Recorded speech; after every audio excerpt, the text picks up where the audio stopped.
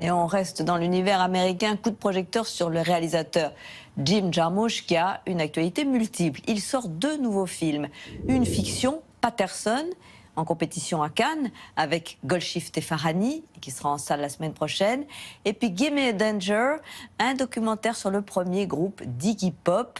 On peut enfin découvrir tout l'univers de ce dandy rock du cinéma underground dans une exposition à la Cinéma-Galerie de Bruxelles. Voilà de quoi alimenter un portrait signé Stéphane Cornic. Poetry is really, really good. And someday you might just decide to let the world get to read it. Jim Jarmusch, dandy rock du cinéma indépendant américain, revient avec un 12e film enchanteur, un regard poétique sur le quotidien. Musicien bercé au punk new-yorkais des années 70 et au courant no wave, Jim Jarmusch idolâtre Iggy Pop, objet de son prochain documentaire. I just started jumping up and down, like kind of the way chimps or baboons do before they're gonna fight.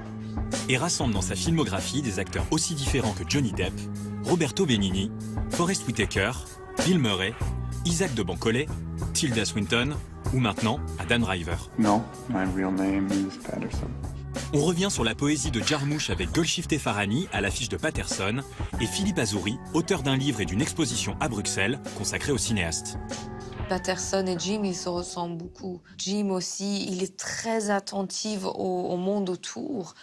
Et il voit tous les détails, toutes les beautés de la vie qu'on est normalement aveugle. On ne les voit pas parce qu'on est prise par notre esprit. May I ask if you two are a poet? Just a bus driver. Patterson, c'est un chauffeur de bus poète à Patterson, une ville banale du New Jersey, référence au poème de William Carlos Williams. Une nouvelle fois, Jarmusch propose une errance dans un paysage. Apprécier le temps pour vivre, regarder, entendre.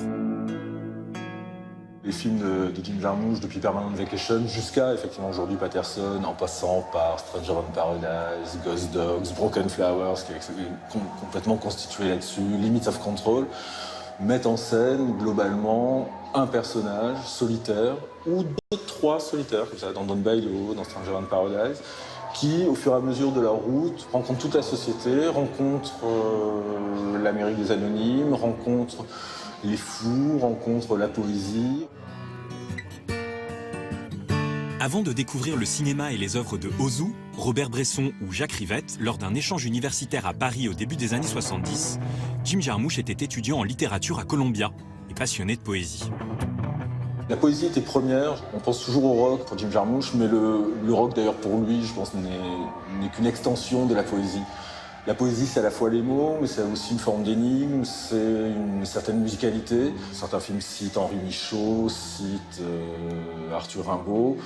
D'autres ont des personnages littéralement de poètes, comme Patterson, qui est un jeune poète, et à la fois conducteur de bus. Dans Deadman, on a ce personnage incroyable qui est un comptable, qui s'appelle William Blake, et qui finalement se poétise au fur et à mesure de son agonie à travers le Grand Ouest américain. La poésie, cette source-là, quoi, ce mystère, cet incontrôlable avec lequel on peut faire surgir de la magie. I'm painting. Hello, Marvin. I see that.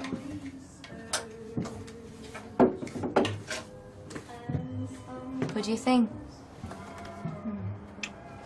Does it make everything more interesting?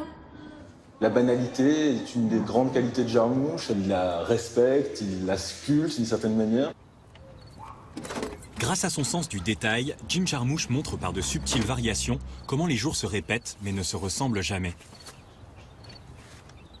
La poésie de Patterson, le film, mais Patterson, le personnage, puisqu'il porte le même nom, c'est magnifiquement ça, c'est apprendre à tourner dans une ville, apprendre à en apprécier la routine, le cercle, le cycle, et au final sortir de ce cycle-là un simple détail, une boîte d'allumettes par exemple, et faire rentrer le monde entier dans le poème qui va lui-même faire tenir ce détail-là. Working on a poem for you. A love poem? Yeah, I guess if it's for you, it's a love poem.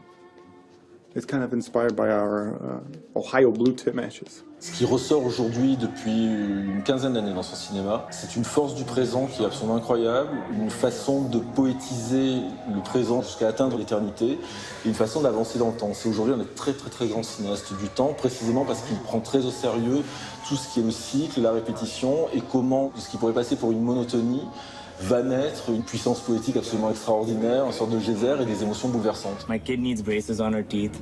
My car needs a transmission job. My wife wants me to take her to Florida, but I'm behind on the mortgage payments. My uncle called from India and he needs money for my niece's wedding, and I got this strange rash on my back. How about you? I'm okay.